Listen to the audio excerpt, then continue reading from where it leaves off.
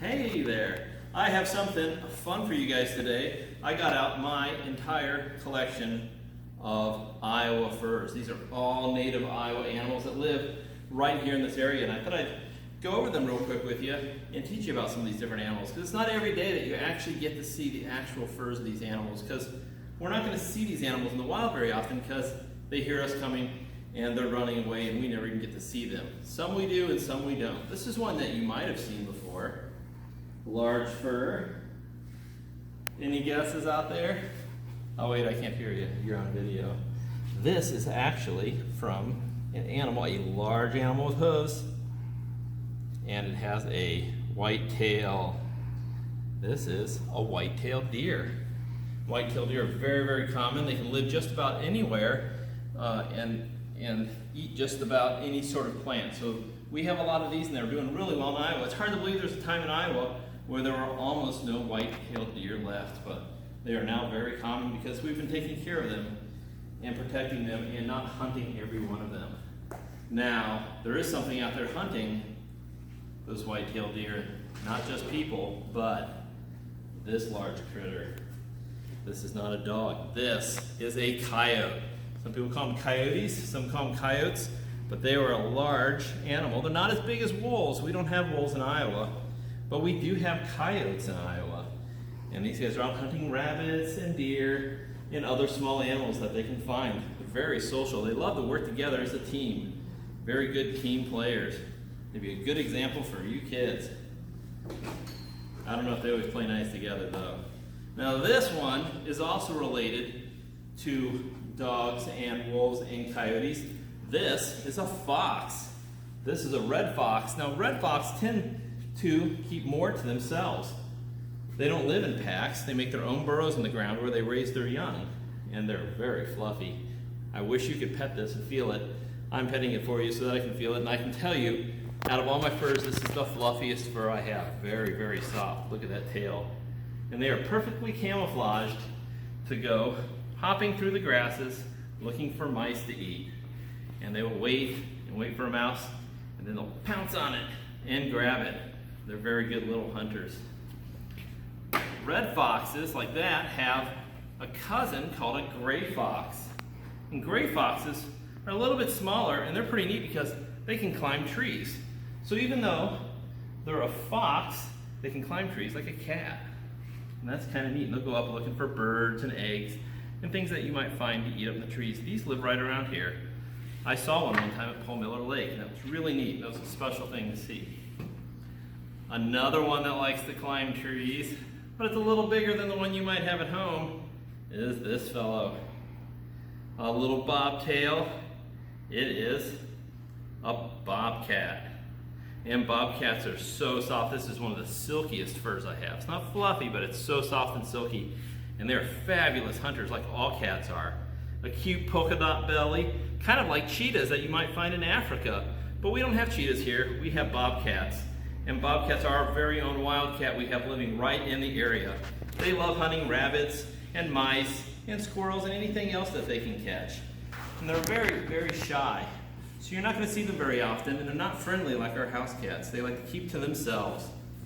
Another fabulous hunter in Iowa, very rare, only one of these has been seen in the last 100 years, is a giant tree climbing weasel called a fisher.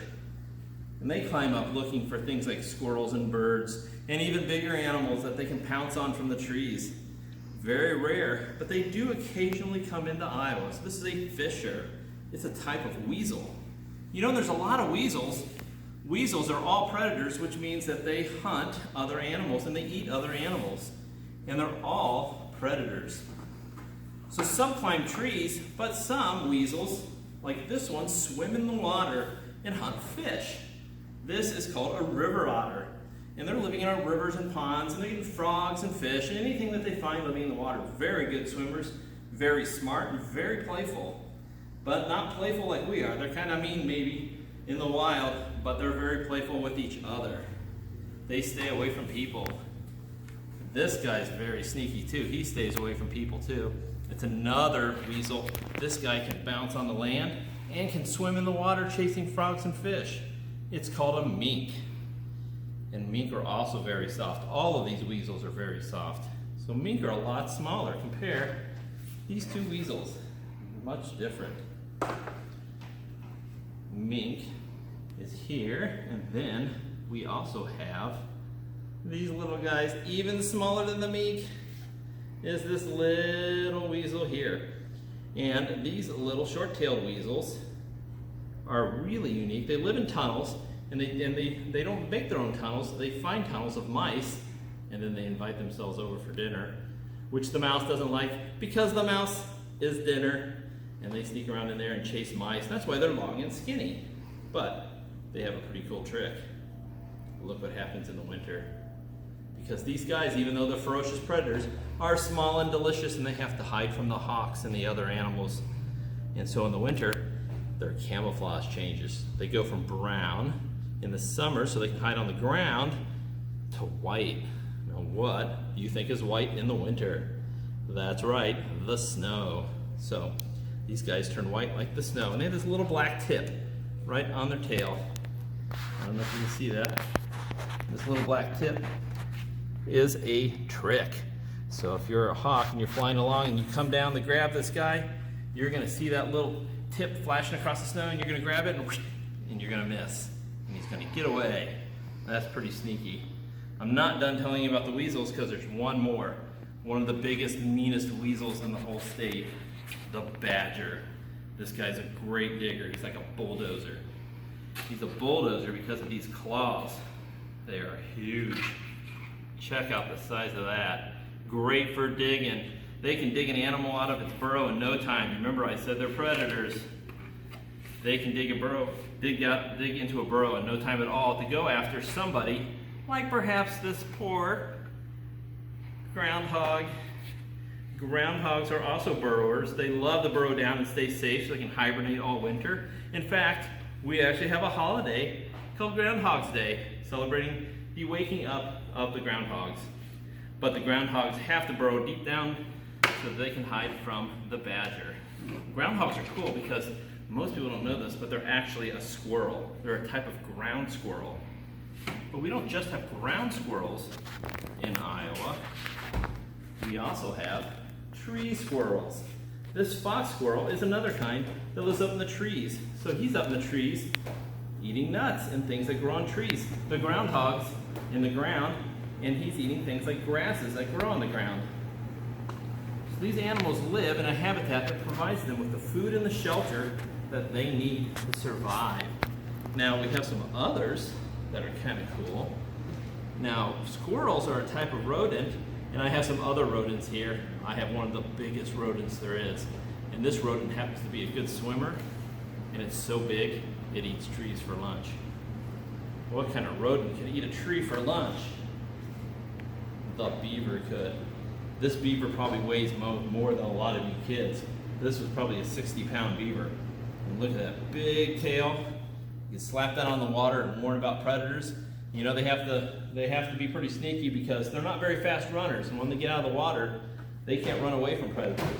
But they have very thick fur. It's like a raincoat and a sweater all in one. So even on the coldest frozen lake, they can swim around underwater and stay dry and stay warm. These guys are cool. They can actually change the world to make it better the way they want it. If they want to live in a pond and there is no pond, they just dam up a creek and make their own pond. Not very many animals can do that. That's pretty sneaky.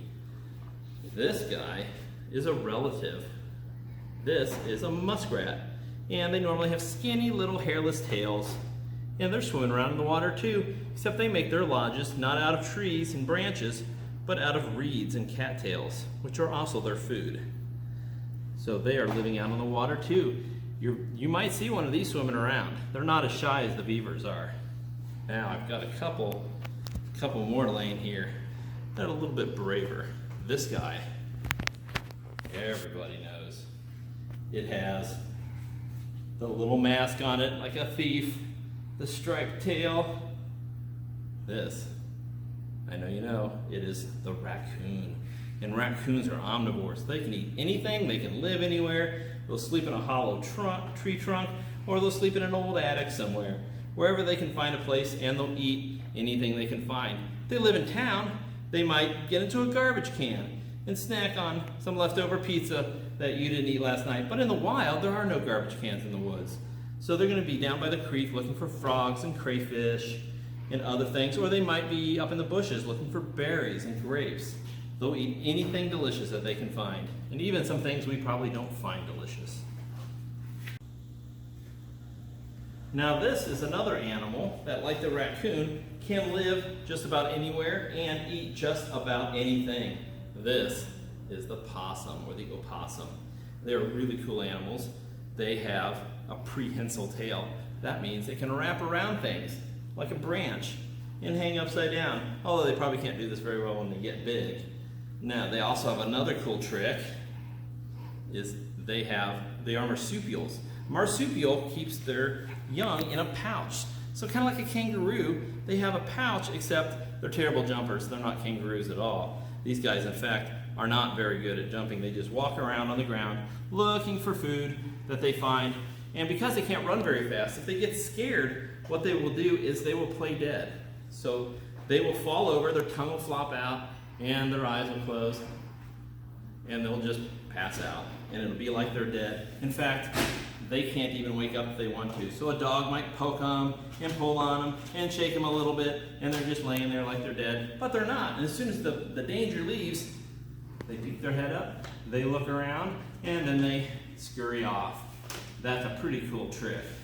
The possums are actually really neat. Now, I have a special treat for you. Down here in my box, I have one last type of animal to show you. I'm kind of afraid to get them out. I don't know. If you get scared, bad things can happen. All right, let's see here. Come on, it's okay, little buddy. Here we go. You guys ready? Whoop. Hey, what do we have here? We have a skunk. Just kidding, this wasn't real. It's not alive. It is real fur from a skunk, but it's not a live skunk, so it is of no danger, and there's no danger of spraying any of us. And actually, skunks are pretty cool because they just walk around looking for berries and grubs and things to eat, and they just want to be left alone. And really, nobody ever bothers these guys because, well, we all know they stink terribly.